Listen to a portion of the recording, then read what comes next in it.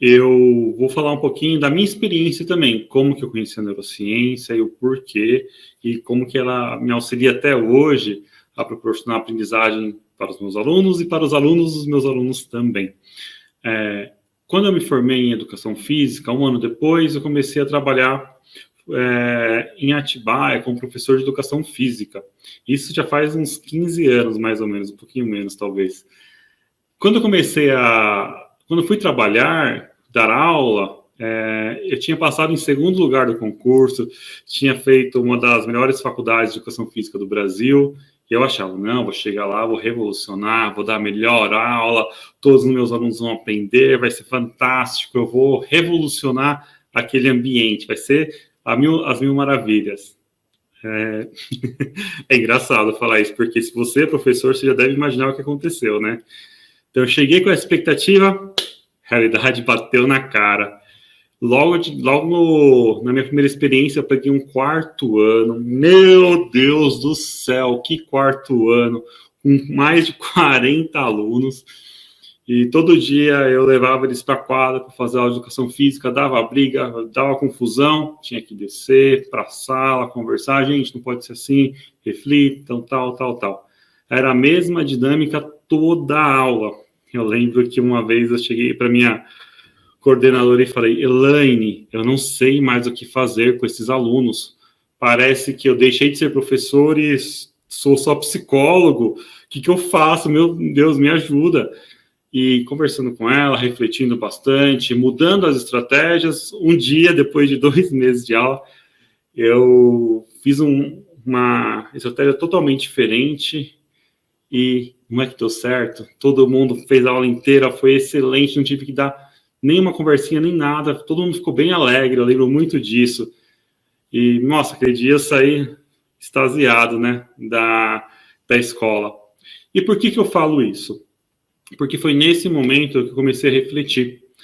Refletir que, por mais que eu tivesse uma boa formação, a faculdade ela ensina muito sobre como a gente ensina, sobre os métodos de ensino, a concepção, que você deve, ter uma educação antirracista, uma educação para todos. Porém, como o aluno aprende, a gente não discute muito. A gente não tem tantos conhecimentos sobre o que acontece com a aprendizagem. O foco maior está no ensino, mas a aprendizagem, o conteúdo é pouco. Você também já pensou nisso? Você também percebeu que falta um pouco de conhecimento sobre o que acontece na cabeça do aluno para ele aprender? Eu tive essa percepção. E foi nesse momento que eu procurei cursos, falei que queria me aprofundar, me especializar, e até que eu achei um curso de neurociência aplicada à educação. Me matriculei, fiz essa pós-graduação e me formei um dos primeiros especialistas em neurociência aplicada à educação do Brasil. Eu lembro que eu estava terminando a pós-graduação, estava no finalzinho dela, eu já tive uma experiência logo de cara, da importância de ter esse conhecimento também na escola. Eu tinha uma aluna que ela estava no 4º ano e era tida como super inteligente, tirava as melhores notas, só 10, ela falava um português muito bom. Imagina uma aluna de 4º ano, deve ter uns 9 anos, falando para você, professor, por obséquio, poderia solicitar a turma para que não debochassem de mim? Algo nesse sentido. Ela fala um português tão culto que eu mesmo, às vezes, não, deixa eu entender melhor, no 4º ano. Então, ela tinha uma grande facilidade com a linguagem. Eu, como professor de educação física, não tinha essa mesma leitura.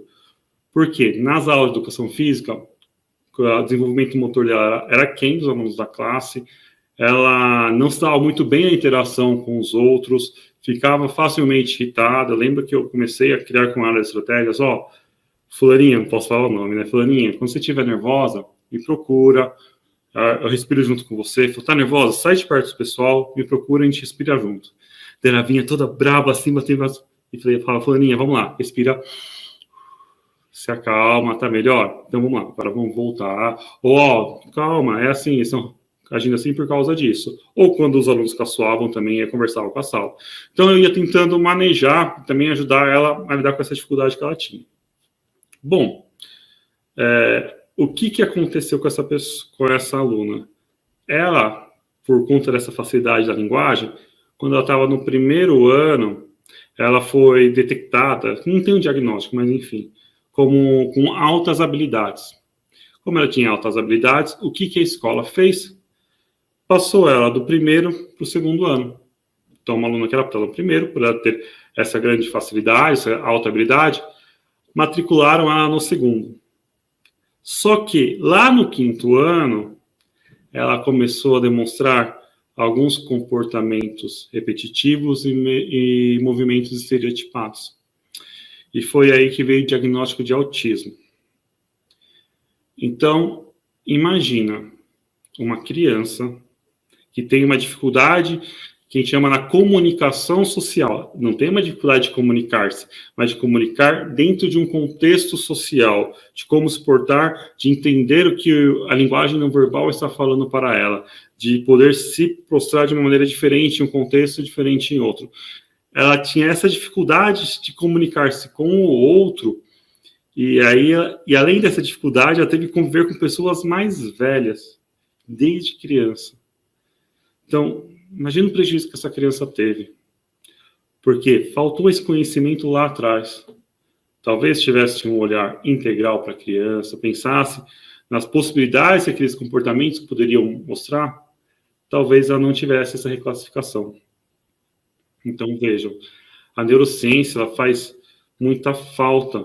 Esse conhecimento, ele implica diretamente na sala de aula, diretamente de como a escola, de como o professor lida com seus alunos. Bom, depois que eu terminei a pós-graduação, eu entrei no mestrado em Neurociência e Cognição na Universidade Federal do ABC, e já mesmo no mestrado eu comecei a dar aula em cursos de pós-graduação. Eu lembro que minhas primeiras aulas, se tiver algum aluno aí lá nas primeiras aulas, deve pensar que eu era muito teórico, de fato eu era, eu passava bem os conteúdos da neurociência, e não fazia tanta ligação com a educação. Ao mesmo tempo, eu via colegas meus, que eram formados em educação, mas não tinham base em neurociência, que falavam sobre neurociência, mas não tinha embasamento científico, né? Então, eu, por um lado, pecava por ser muito técnico, e os outros pecavam por ser prático, mas sem embasamento.